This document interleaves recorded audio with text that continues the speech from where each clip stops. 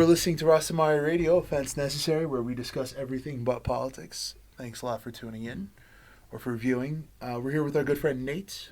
Hi, Nate. Hi, Zodi. How are you? Nathan? Nathan. Yeah. Is that your full English, name? Nathan or Nathaniel? In Amharic, it's Nathan. Nathan. In English, it's Nathan. Yeah. Nathan. That's different from Nathaniel? Yeah, Nathaniel, the L is God. Has God. Right. For me, it's just Nathan. Nathan which is means the blessing, right? Yeah, it's gift. The gift. Yeah. The gift.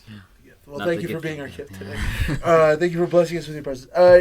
So I wanted to start off. We're talking about history. Yeah. This is part of our Mastawes theme of remembering and remembrances and also hopefully learning from history. Arundhati Roy, who I was listening to recently, the Indian critic, she said, history is not about the past, it's about the future. Yeah. Which is an interesting way of putting it. So please tell us, what is it that you've learned about history? What is something that you've taught yourself recently with regard to history? So, yeah, thank you, first of all, for having me on this podcast. Sure. So I've been dabbling into a lot of things. So I know we're not going to talk about politics here, but I was like, there was a recent kind of I don't know what the English term is, like a national global, like advisory? A national dialogue. National good dialogue, yeah.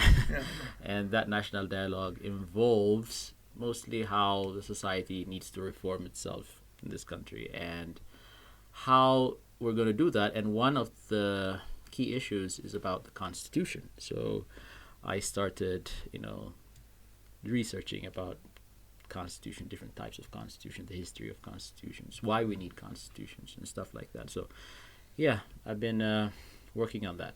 It's worth pointing out that while things have changed as far as governance in the last few years, the same Constitution from the previous the same regime. Constitution, right. So understandably, there's the possibility of reform coming up. So you made the point that the 18th century Macedonia is when you get the first real constitution, although we often trace back, but it wasn't codified to a lot of liberal principles to the Magna Carta, when the right of kings, because kings had the divine right, and in France up until I think it was 17th, 18th century, probably until the French Revolution, si le roi le veut, the king wishes it, whereas the aristocracy kind of pulled the reins on the English king in 1215 with the Magna Carta. Basically. So, I mean, the oldest constitution, like the first, there's this thing, like a constitution is not just a document. So it has to be codified, it has to be law, and it has to govern, like, most of the people within the society. Nice. So if that's the definition of the constitution, then its history is very recent. Right. So I'm sorry, I might have misled you in saying Macedonia. I might have misspoken. The oldest constitution is believed to be the Constitution of San Marino. San Marino, yeah. I'm sorry, I misspoke. I said Macedonia. I had something completely different in my mind. Because they're classical reference in Macedonia, the Greeks and so on. Exactly, even the Americans, under the Federalist Papers, Madison and all that, they were constantly looking at this or that example from Athens, or the Spartans, or this or that. This is So San Marino in the 18th century. So in the 18th century, so specifically, it was ratified in the 1600s, like in 1600, October 8, it was ratified at that area, and it was written by a guy called Camillo Borelli, and he wrote probably 54, 64 pages of how the San Marinos, or the San Marinians, or whatever,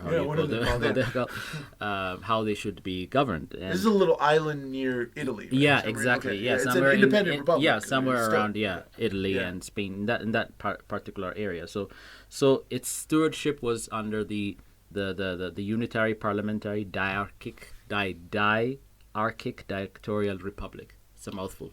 So it's like the FDRE, but that's their name. So diarchic in that there's two kings. Yeah, there's two kings. Yeah. So it's one of the kings. What happens if one disagrees with the other? I mean, it was an experimental kind of thing. So the king, similar to our story, the king wanted some kind of document not only oral tradition or customary laws to govern the people of San Marino.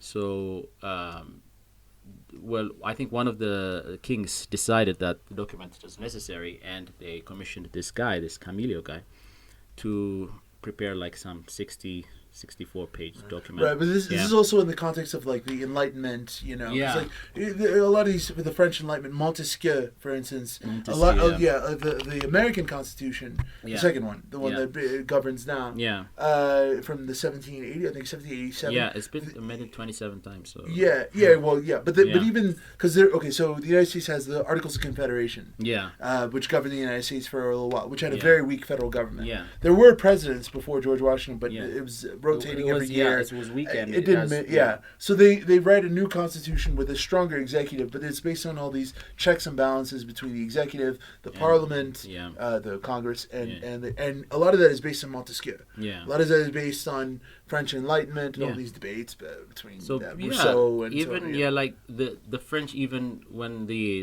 I have the history of the American Constitution. So it was the Puritans of the 17th century who spearheaded the concept of the Constitution. Even John Locke was the first guy who wrote I forgot the name of the book, the essays, Second Treatise on Government. No, essays on something. So essays on government. I forgot the middle one. Where he talks about the consent of the governed. Yeah. The government derives its third. Yeah, that's the Second Treatise on Government. Is that the title? Yeah. Okay, I may have read it. And he also offers the idea of life, liberty, and property. Yeah, as well as the first statement is like all men are created equal. Right. So that was just a document. That's just some kind of like bookish kind of public information document where it was very interesting to the intellectuals of the time in those areas, where they would, have public debates on that document alone. So, and when they signed this into Declaration of Independence, Thomas Jefferson, who writes "All men are created," is a slave owner, and literally they write this agreement 10 blocks away from a slave market. Yeah, exactly. And they don't see any of the ironies here. Yeah. But Jefferson changes life, liberty, and property to life, liberty, and the pursuit of happiness. Yes, because, exactly. I mean, really, you can kind of guarantee people life, ish, for a certain amount of time. Yeah. You can kind of guarantee people liberty, whatever that means. Yeah. But you can't guarantee people property. And really, all of these laws. Even though they talk about all men created, it was for British property males. Yeah, exactly. Males of British origin who had property. Yeah, and that was the issue there. So even during the start, when the Virginia Company came and settled to Jamestown, even, during those 30, 40 years after that happened, the people were not even as free as they would like to be. So people settled in different areas. Since the Americas were very vast, they settled in different areas of the country because they had multiple opportunities. They didn't have to be carpenters or blacksmiths or whatever. There's also, it's worth pointing out for our audience in Ethiopia, I think sometimes people don't realize this. There's a good almost 200 years between these early settlements, these early Puritan settlements, and the United States, that colonial period. Yeah. That's where the United States is a colony, but it's a settler colony. So, it's a place where people settle. Yeah, exactly. So what I was trying to say was that the phrase that all men are created equal is so integral to the history of the inception of the United States, because early on, the British settlers that came and went after that came after Jamestown and formed different kinds of colonies, had essentially the freedom or equality that they needed within the continent of America. So that thing was that statement was a key thing. So among it is, but first of all, the term is men, not people, right? So women, children are already eliminated. There's obviously contradictions with the fact that we're talking not just white people, but specifically British, specifically property. And then also the irony is, you're right. Enlightenment thought is based on equality, and equality is really the first principle: equal protection on the law, equal justice for all, equal. Yeah. The word equality, especially in the 20th century and even now in the United States, is a bad word. Yeah. It's a dirty word. Yeah. You know what it's associated with. Yeah. communism. So even in the World Bank, the IMF, or whatever, they'll use terms like equal opportunity, equity, equality of outcome, not equality of outcome, but equality of representation. You know what I mean? Yeah. Equal protection, but they're very careful about that term equality because it sounds communist, which is ironic, right? Because again, it's fundamental to American, at least ideas. And now there's a differentiation.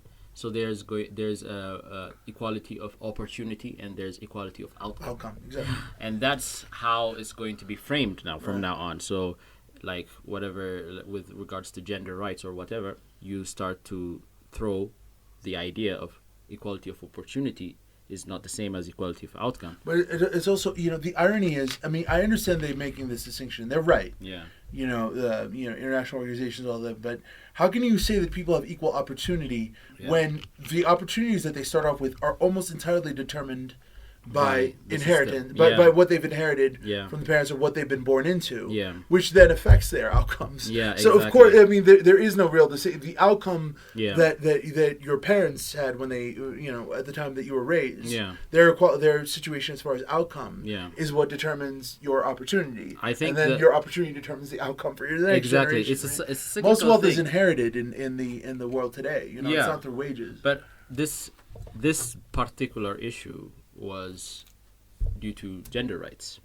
So the women, like we know most of the stories. Like this particular debate came after the Wimbledon. I think maybe I might have forgotten the year. Probably in Wimbledon tennis. Yeah, tennis.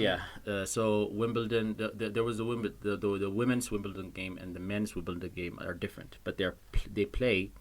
Or the tennis generally is different. They play best of 5 sets. The men play best of 5 sets. The women play best of 3 sets. Mm-hmm. And I think maybe Billie Jean King. Billie Jean King. Yeah. I think she was the one who.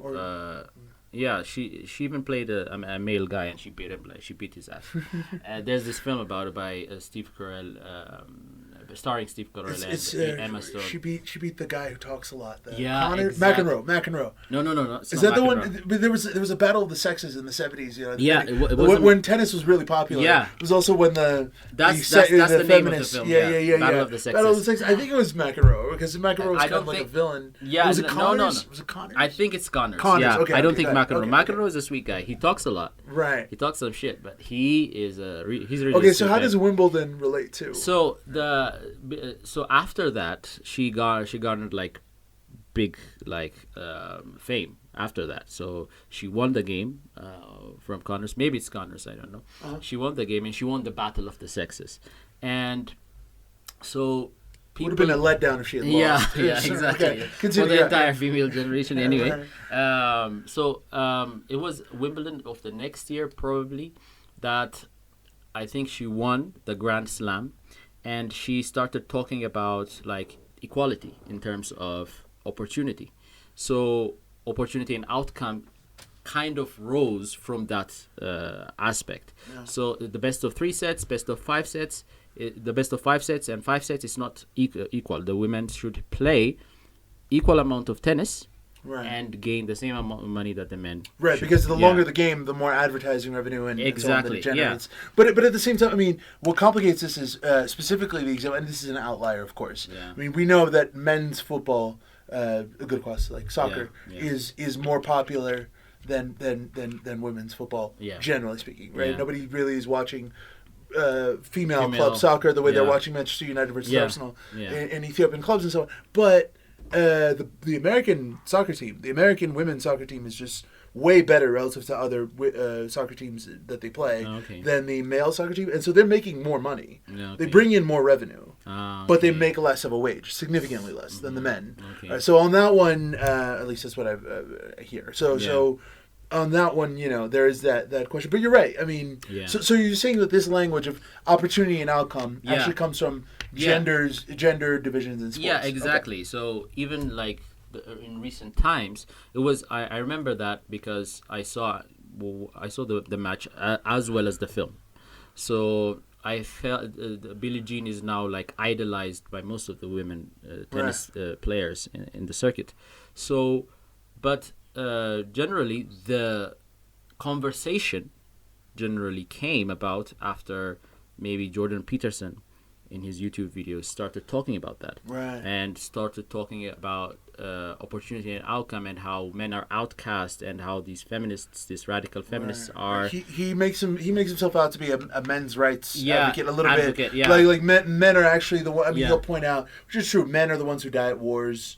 Men are the ones who are mostly incarcerated. Yes, exactly. Men are the ones who die younger as a result of any number of things. Yeah, men are the ones who are more depressed than the women. Yeah, that's. But there's also a difference between mean, median, and mode. Yeah, right? yeah, exactly. Like median is average. Yeah, and you have to realize like the mode for men is but might be worse off than when. But that's because for any number of reasons, there's the whole idea of the alpha, the one man out of many who makes it, and then the other men. You know what I mean? Yeah. So still, of course, I think Peterson would have a hard time arguing against the fact that men are still the ones who have a significant amount of power. And then he also has some of these same sort of reactionary tendencies. Yeah. Even though I like the guy, reactionary tendencies when it comes to race. Yeah. Right? Denying the existence of white privilege. Yeah. Just like he denies the existence of male privilege. So, of course, exactly. he is a white male who's privileged. So exactly. It's not entirely. And about surprising. the patriarchy and everything. There was a BBC that is it Sky News interview that he was famous for.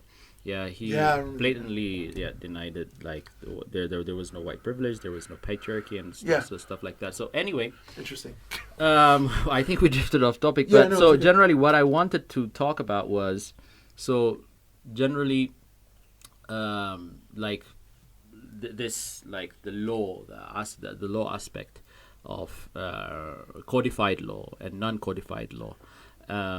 We can trace back to the Magna Carta. We can trace back even the Muslims, like they claim Sharia that law.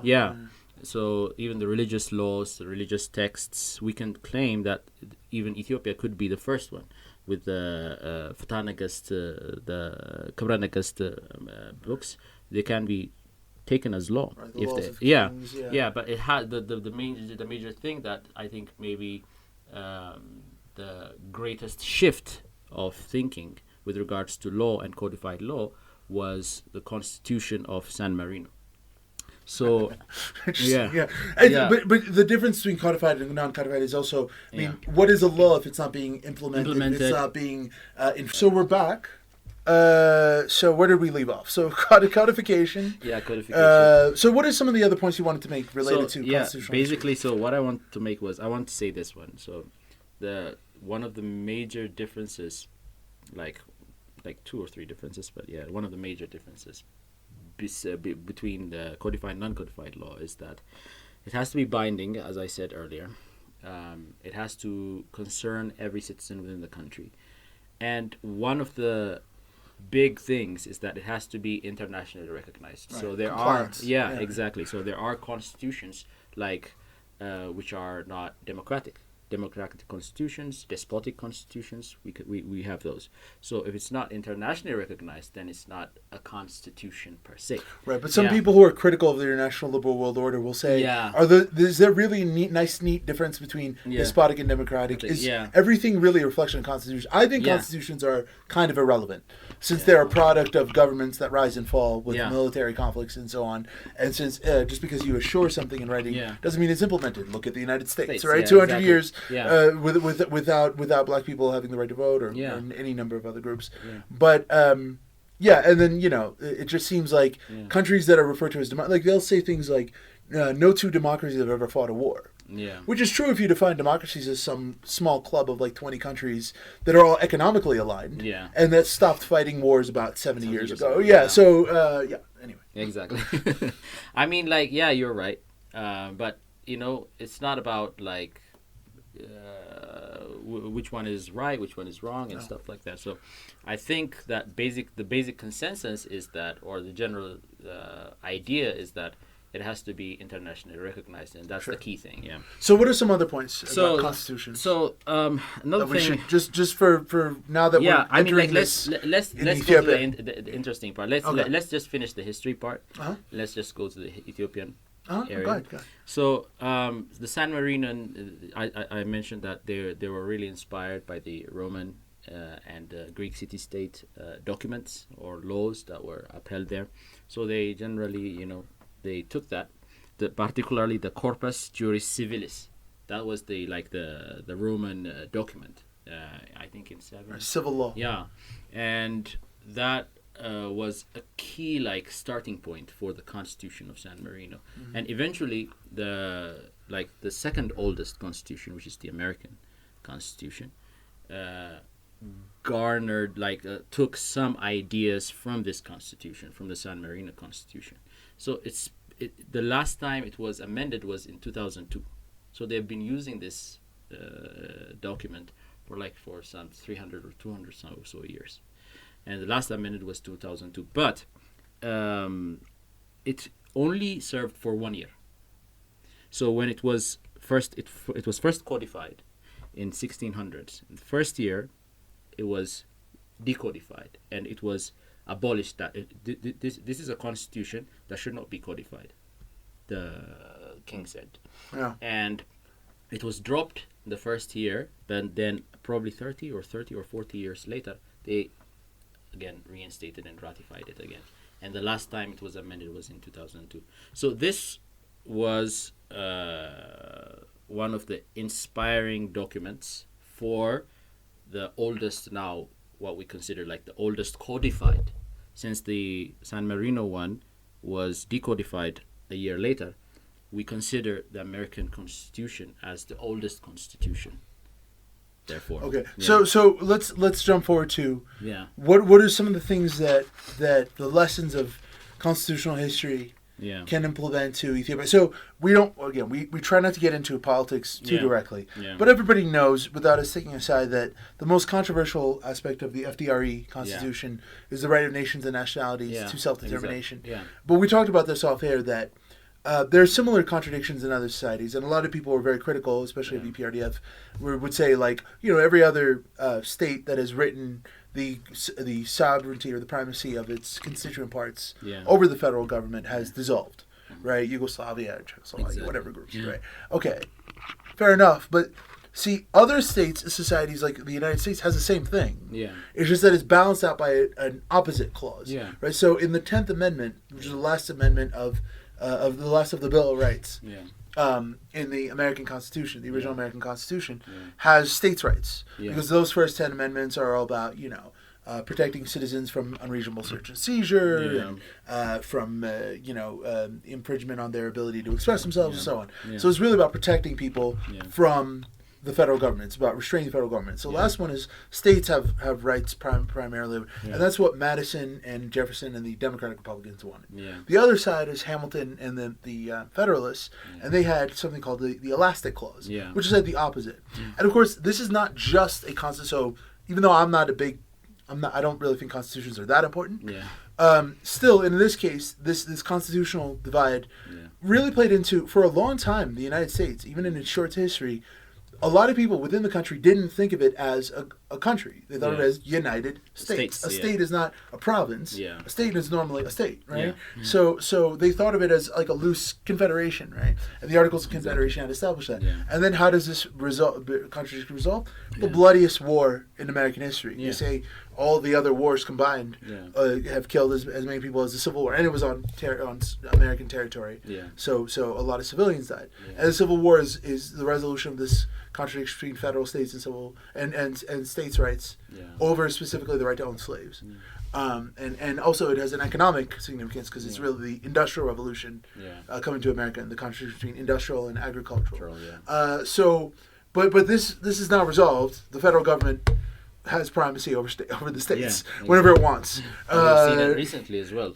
To the extent that there's any contradiction, the federal government takes primacy over the state. But this is my point in all this is, we are facing this issue as far as nationality, the national question in Ethiopia. How much power is disseminated, theoretically as well as practically, which is very different, right? And it's not just an Ethiopian problem, right? This is the whole question of the parts and the whole, right? The federal government and you're right. With the American Constitution, this was when there were just 13 states, was the first amendment that was done with the Constitution. Since it has been 27 amendments, because they couldn't agree on much of anything. And I think with regards to our history, like with the 1931 and 1955 constitutions, it's basically saving image. You know, we don't have a recent history of constitutions or laws like codified laws. It traces back to Zara Yaqub. Yeah. So Zara Yaqub, which is religious law. Yeah. Religious theory. Not necessarily religious law. I mean, so moral law. And civic laws. Civic law, right. So he was the first guy. I think it was in the late 15th century.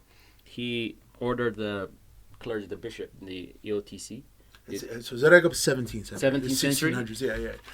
But okay. I may have written. It's okay. It's in 1434. Yeah. Yeah. So okay. So in 1434. Where are we going with all this? So I was going to talk about the Ethiopian constitution. Right. Yeah. So it's worth pointing out the legal code in Ethiopia. A lot of it is influenced by the French. Yeah. In the 30s and 40s. And it's mostly like in 1434 and 34, 35. The Emperor Zara Yaqub, he ordered the Ethiopian Orthodox. About the emperor? Yeah, the emperor. Okay, I'm thinking about the legal scholar. Okay. Not the this is where we're philosopher, the confused. emperor. Yeah. Okay. Good. So the emperor, did I say emperor? No, it's not. That's why I thought Zara Yaqub. Okay, continue. Anyway, continue. So Emperor Zara Yaqub in 1434-35, he commissioned the Ethiopian Orthodox Church to write him a 24 chapter religious code or religious law, and 27 chapters of how social life and how government should be. So basically, that document is called the spiritual remedy document, or in the Amharic, the Faus Menfasawi document. So basically, that's the first like written law that we have, which is both religious and civic. Right. So okay. I didn't want to start off with the 1931 to 1955 constitutions because basically this document was wanted by the emperor. He wanted to govern the people with a written written document. It's an extension of. I mean, all these codes are an extension of the ruling elite that creates them. Yeah, exactly. So it's really subject. So everybody outside of that elite has nothing to protect them. Exactly, so the whole concept of law is you have to have equal protection under the law. Otherwise, it's not a law. Yeah, that's otherwise my it's segue. protection. Yeah. Right. So a really good historian, a female historian, said that a constitution is like an autobiography of governments. So it's like you see their history within that particular constitution. Right. But they're the ones inscribing it themselves. Yeah, exactly. And they're not necessarily the most reliable narrator on their own story. Yeah, right? exactly. Yeah. And the Orthodox Church was during at that time was the only recognized state religion in Ethiopia, even though there are religious freedoms explicitly expressed on the document that religious freedoms can be part of the civic law. Right. And there was some tokenism under Haile Selassie, especially of allowing some Islamic some space for Muslims to have self-determination as far as Sharia law. And one of the main factors for probably revising the 1955 constitution was the advent of Islam as well. So he wanted to include more people because of the situation with the rise of Islam in the country. He wanted to include that kind of multiplicity. But the same power was bestowed upon Haile Selassie by the constitution, and nothing changed from 1931 to 1955. So basically that's it. So Zara Yaqub started it with the Faus Menfasawi, and then the Law of Kings, the Kabranekas, the Law of Kings came, and it was imported from Egypt, but it had some kind of it has religious texts, but it had some kind of a way of life where people had to abide by certain traditions, certain customary things, certain oral traditions or whatever to live out their lives. Can I add one quick thing? Yeah. I believe it was under Johannes. Yeah. When there's the agreement involving Egypt, where the British and the Egyptians brought up to the table and kind of outwitted Johannes and got what they wanted. A lot of that had to do with transportation and extraction and the movement of bishops and the movement. But the main thing is, going back to Theodoros, is he had taken the emissaries, the British government officials and missionaries hostage, right? And that's so some have argued that this is an example of legal imperialism, right? Because again, codified law means it's recognized internationally, which means that there's no sovereignty ultimately. It's an elastic clause that relates back to and so their whole thing was, the way to establish a legal precedent for imperialism is, hey, our emissaries, our officials that you withhold, they have, you know what I mean? We have the right to send them, and they're kind of above the law. They're above your law. Yeah, at least. Exactly. But again, the British are the ones creating the parameter. They have the power. The power structure. So all of these laws are contained within a power structure. Not the other way around. I totally get that. So what I'm trying to say was that during that time, this document, the Fos Mastawes, unlike the other constitutions we have in our history, even though it reflected the current government or the current monarchy, it still was independent from external factors. Right. So that was, I think that we can indigenous. Yes, it's indigenous, and it's indigenous in a sense that many people might be inflamed with this. It's indigenous in the sense that it's drafted by the Ethiopian Orthodox Church, which has been like in the country, which is people have been practicing within the country for such and so many years, that people feel that the Orthodox Christianity had originated from this country. Right.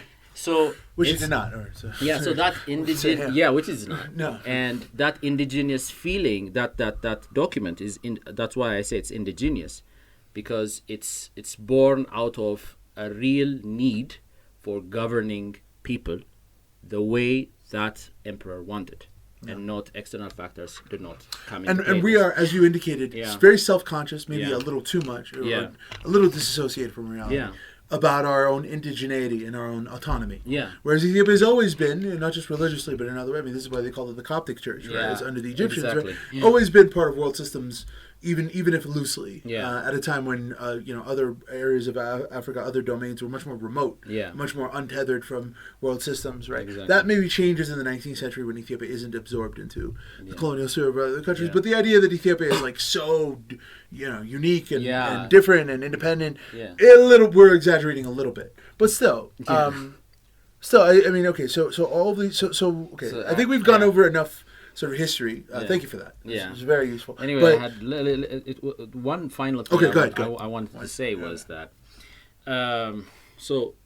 let's just talk about the 1931-1955 constitutions, because I think that even though the Fos Mastawes, that document was a real cornerstone, I think, for our legal history and our legal, the prerequisite for our legal grounds, the 1931 and 55 constitutions built up on that. So they are the first constitutions, whether you like it or not. So 1931 was the first constitution. But generally, Emperor Haile Selassie did not want to ratify this constitution, or the 1931 or the 55. He didn't want to amend it, because he felt that maybe his successor might not want a constitution that follows after her. So it was the document was written not out of want of governing people, but out of like international pressure. Right. I see exactly what you mean. Because it's also the 30s. No, it's a fair point. Because again, going back to the idea that codification is inherently tied to some, if not some external dominion, some international dominion. At the very least, some kind of international pressure or some kind of relationship to an international community, right? I mean, it's funny because we think of globalization as a early 21st century phenomenon. Everybody was big up in globalization. It's like, I mean, there was globalization in the 15th century, right? When the Portuguese and the Turks were fighting a proxy war that was expressed with Grang Ahmed and the Orthodox churches in Ethiopia, between Ethiopia and Somalia. Yeah. This is 500 years ago. I mean, that's globalization for you, right? The entire Western Hemisphere was colonized by Portugal, Spain, and then later on England. 500 years ago. Yeah, exactly. Globalization is not exactly a new phenomenon. Yeah, you know and it's not necessarily a good thing. No. I mean, there's been. See, it's interesting you say that because when the globalization stuff, there was a lot of happy, kind of goofy globalization writing in the 20 years ago, and then very quickly it turned in a completely different direction. There was critiques. A lot of them came from the right wing. You know, Sam Huntington, the political scientist. I read his Clash book, of Civilizations. I just read where he that. had Ethiopia as its own civilization. It's a fascinating book, but it's very right wing. But in a sense, it's prophetic because he wrote that right before. That book was big right before 9/11. Yeah, and he also when 9/11 happened, it was like Huntington has a point. Exactly. Like he emphasized two major things. Like it's a theory, right? Yeah. And he challenged the other, like statist theories, religious theories, and he stated that it was a civilization that is going to challenge whatever civilization is dominant now. So he prophesied that the Western civilization would be challenged by the Asian civilization. So that's its contrast. But he also added the Islamic civilization, which is at that time up and coming. But now you see that the Islamic like sects with ISIS, probably they're now a little bit demotivated, or I don't know. But anyway, he was dead on with that idea, with that aspect. Like civilizations would be like classified and they would go against each other. And that's like our tribal and our what do you call it, like that our ancestral kind of urges, like classifying ourselves. Right. Okay. So there I agree. There the idea that people are tribal. Yeah. And even in much smaller groups than, I mean, you see it right now in Ethiopia, and this is one country. Yeah. Much more than these grand. That's my issue. Is these grand. Yeah. I don't like when historians do these like grand sweeping generalizations, right? Exactly. Like the idea of civilization. I mean, it comes from a very Western mentality of we're better than you, we're civilized and you're not. You know, what did Gandhi famously say? What do I think of Western civilization? He says, I think it would be a good idea, right? Because I mean, like, how does the one group of people, if I were to make one grand sweeping statement, and this might sound cliche as a black man, but about modern history, about the last 500 years all over the world, everywhere you go, Europeans and their descendants have come, and slavery, colonialism, genocide, all the while insisting they're the civilized ones, and everyone else is a savage. That level of projection is what's interesting. The psychological aspect of projection of like, we're here to civilize you, and yet who's doing the most violent, barbaric? I think Joseph Conrad is a good place to look. You know, Joseph Conrad's novels, including Heart of Darkness, about that irony.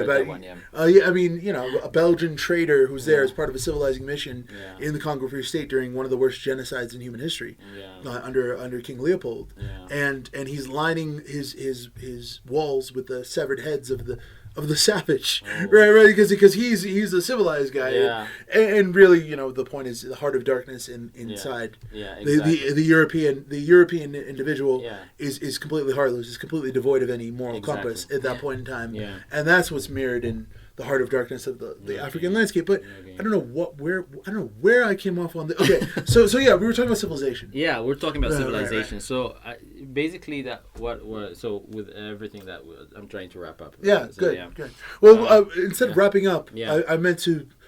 Can we bridge some of these lessons? What do you think the lessons of this knowledge that you've accumulated so I'm trying to, is for Ethiopia today? Yeah. So one of the things that I have an issue with this, probably I don't have. Should I say something inflammatory? I don't know. Go ahead.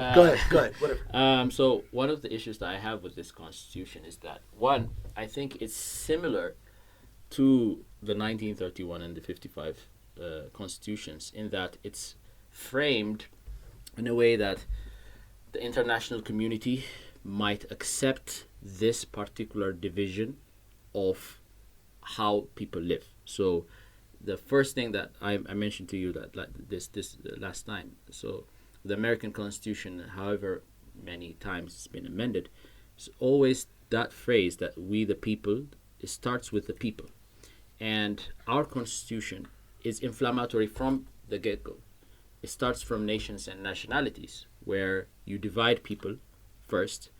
You divide them into their sects, into their nations, into their nationalities. Then they are people. This starts with the FDRE. Yeah, the FDRE constitution. Okay. So one of the, I think, key points maybe that people need to recognize is that the constitution, even in the first statement, is defective. But okay, but look, the defense that a lot of these Marxists who have this view of self-determination as liberational, right? If it comes from the underdog, right? Nationalism is good. It's liberational if it's coming as opposed to predatory. Yeah. But some of the arguments that they would make, that I'm sure EPRDF would make, and that any number of people would make, is even black people in the United States would make, is just because they say we the people, the reality is, again, they're talking about we the property upper class British males, which is a nation, which is a nation. But that's different though. But like they all identify themselves as Americans. So there's this American dream, the American whatever you call it. Like there is a label of American in everything that they do. We also the historically dominant groups in Ethiopia are the ones that always say, I'm just an Ethiopian. I believe in Ethiopianism. I believe in Undeadness. And I'm not saying they're wrong, because I love this country. I love the idea of Ethiopian nationalism. Yeah. But there are obvious parallels, which many people, going back to Walaling Makonnen and so on, have pointed out between the racial and civilizational dynamics in the West and in the United States, and some of our internal dynamics in Ethiopia, right? Between historically dominant and historically marginal. 3 and 4 years ago, however, like when Haile Gebrselassie or Kaninisa, who are two different ethnic tribes within the country, win from the same region. From the same region. Yeah. Okay. So even within the region, they are classified. Like I know. There's a classification. Yeah. So they start first because there's you can't speak your mind. You say that Ethiopia has won, but now you say Oromo has won. People say Oromo has won. People say Tigray has won.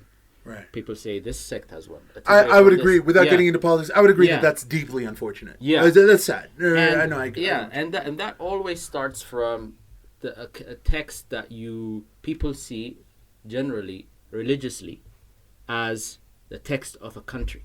You think that's because of the Constitution? I think the Constitution doesn't help. It's not because of the Constitution. See, I would say the constitutions.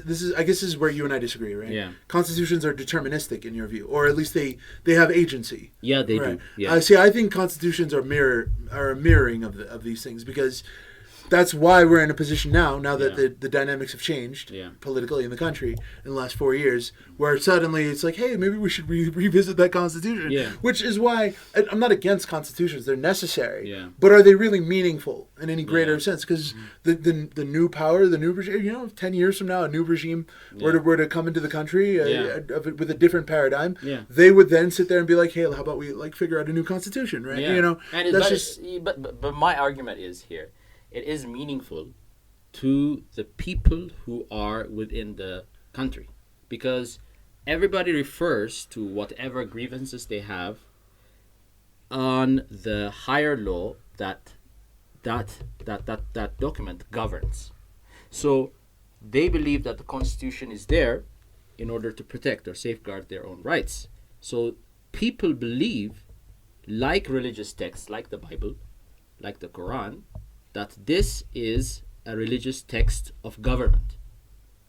I think that's people believe this. Yeah, people do believe this, because that's the huge issue. This? Like, let's say even like with the issue of the flag, it was a big contention.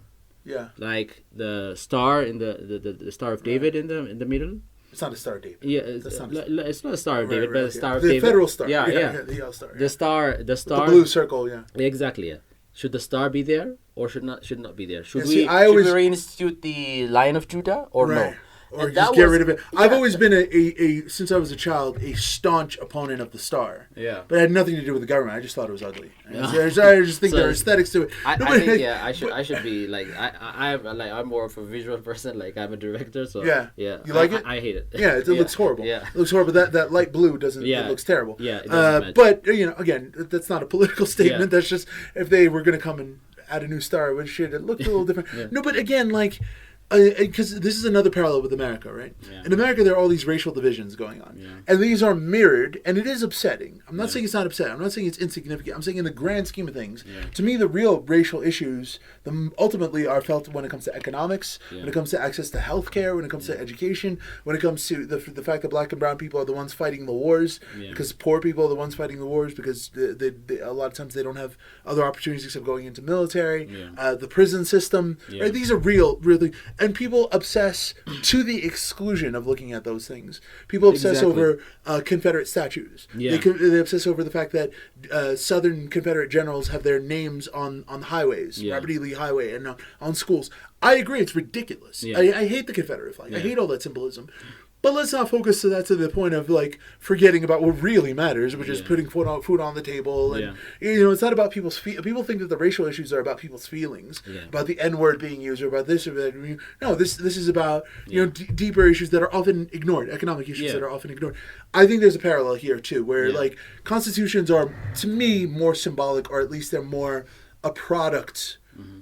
I think I made that point a few times, right? A product of. So. Let me just finish by this. So what I'm trying to say is, there are parallels. Like for example, the Confederate statues. We had parallels here with the Anole and the Chalanko statues that were erected by the TPLF. That's a good point. The TPLF, and people were outraged by the hand and the part of a breast on the hand, and that symbolizes that Menelik had cut off the breasts of young mothers during his expansion period. So that was really a contention point for people. There are parallels with that.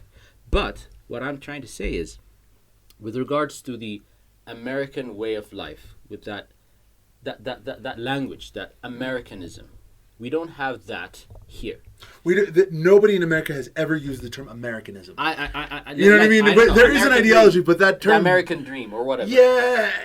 Is there an Ethiopian dream? There no, might be. Okay, that's fair. Yeah. But you know why that is. That's because of capitalism. That's because of the frontiers mentality of the settlements. But that's also a reflection. The fact that it's a multinational state and not one with indigenous America is I know. It's a multinational state. It's a capitalist state. Right. Yeah. Deeply capitalist and Protestant. Yeah. Capitalist and Protestant. Are the two aspects of a settlement. But that's not my point. My point is the situation that we are in is not even in the smallest part the same as that American dream version that they have there. This is because there is a constitution that's very divisive, not because, but one of the reflections and probably one of the issues as well is that the constitution safeguards the human rights, the rights of a citizen of that particular country. And that constitution favors nations and nationalities over people. To the exclusion of people? Would you say that our Constitution does not have the recognition of the individual? Or of individual rights, that it's only... No, it precedes... Right, precedes, okay. Precedes the nations and nationalities. Yeah. That's why for a couple of years, where the TPLF had been reigning, the Tigrayans... should I say Tigrayans? You can. I mean, most of the Tigray people were beneficial of the system. This is because that ruling party is Tigray, but the other people, the Oromos or the Amharas, which have been persecuted for a long period of time. I don't want to get into this. No, it's okay. It might not be a direct implication that constitution, that Tigrays favor their nation, but the favoring of a certain nation over people will always be if that constitution favors a nation.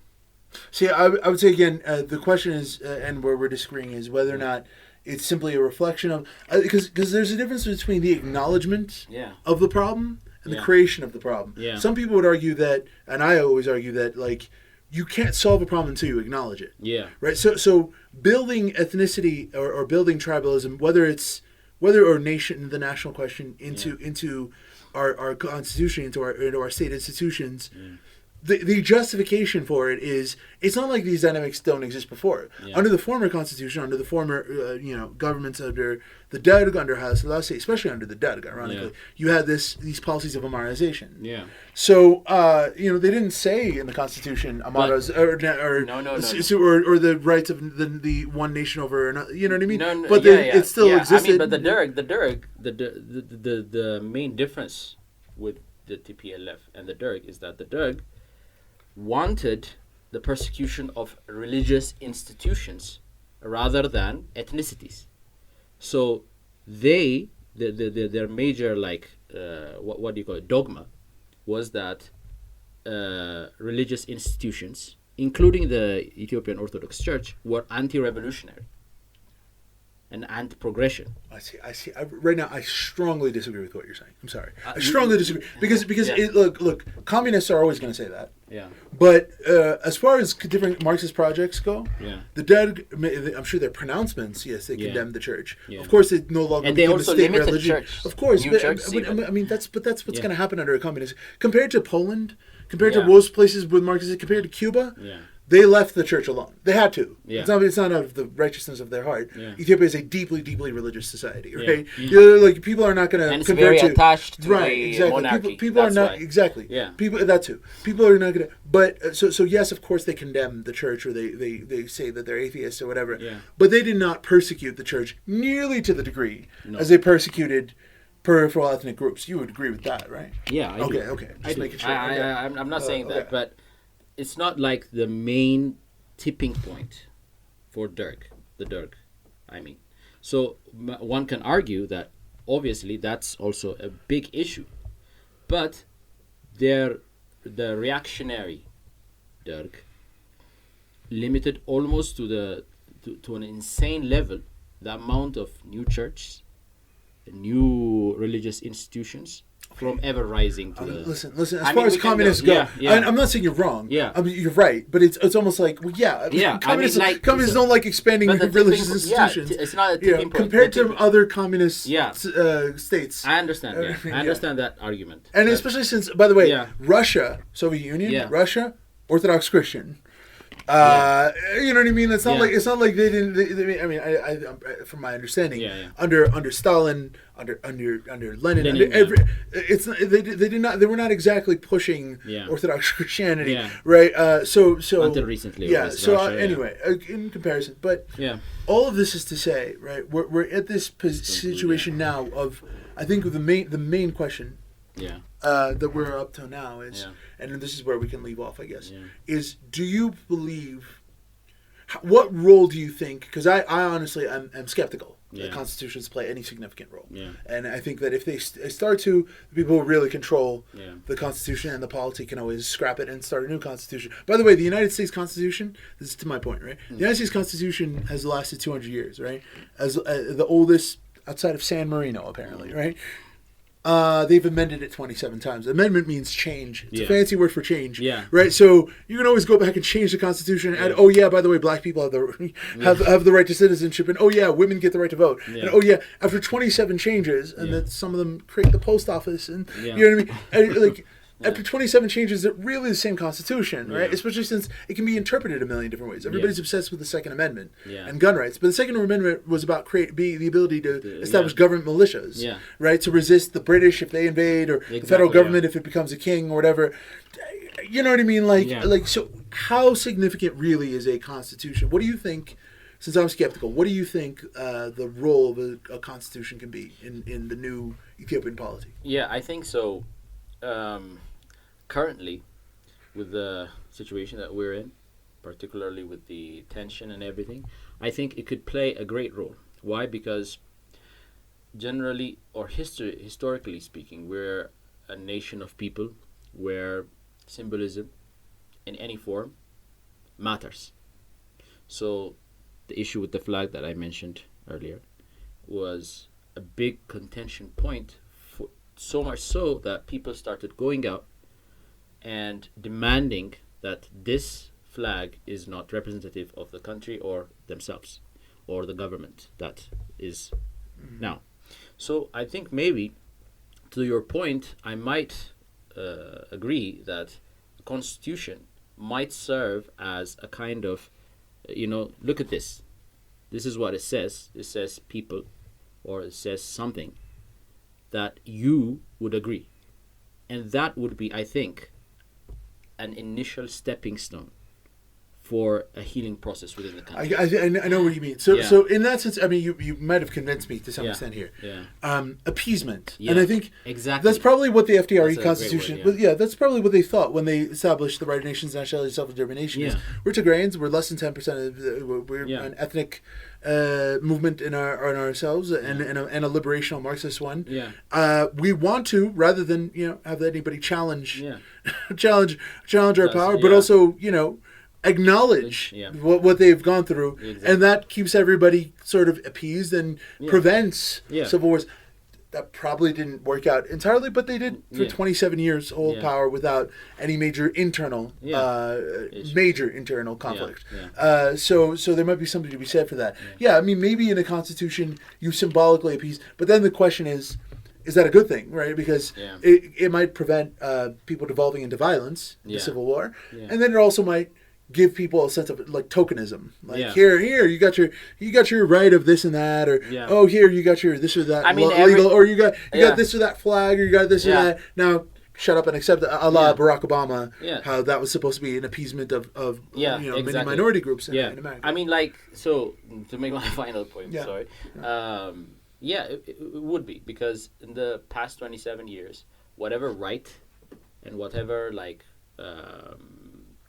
pass that the people wanted, it was not given to them. Right. So, kind of, that's what Abiy is doing, by the way. He is giving what the people are asking. It's like, as you said, a token. Yeah. So, you want the journalists, like freedom of speech, to be extended to what is written now, which was false for the past 27 years, but freedom of speech will be given to you. So he freed out the journalists. The first thing that he did was to free the journalists from prison. So he's just handing out tokens. I know. Exactly. But the people loved him for that. Yeah, it's also they weren't his opponents. It's fair to say, without getting really into politics. Except for that one guy. Except Iskandar. Right. Okay. Except Iskandar. I would agree. I would agree. Generally, I mean, it's easier to release prisoners of your opponents. And he said it himself. Like, the name of the game has changed. Right. It's not about no, you can't. But how about this? Like, instead of that, instead of asking for that, I'll give you this one, and then you would. So this is also what they call responsive rule. Right? Like there's people are clamoring for something. This is why people go out and demonstrate and make a big fuss. It's just so that they're seen, and then and he obviously cares about his self-image, so that he's doing all these things. So I think that's generally So I guess the way to wrap up is thank you for coming on here. Thank you for having offering me, us all these lessons of what you learned. Is we're now going to see the shaping, most likely, of a new constitution or of new legal codes in Ethiopia. They're going to take some of these issues into consideration, and we'll have to have you on again to talk more. This is under the rubric of Mastawes. And I would like to note that I'm not a constitution expert. Neither is anybody. So and I really love to come on the next podcast, with history and stuff that I'm really interested. Yeah, we could talk about any number of other. I mean, you and I have worked on podcasts on film, and we could talk about art history. We could talk about social history, any number of things. It doesn't. Not everything has to be about. But I think we definitely avoided the doldrums of politics to some. We stayed on the outskirts. Hopefully. So thanks a lot for coming on, Nate, and come back anytime. We love having you. So this has been Ras Temari Radio, Offense Necessary, where we discuss everything.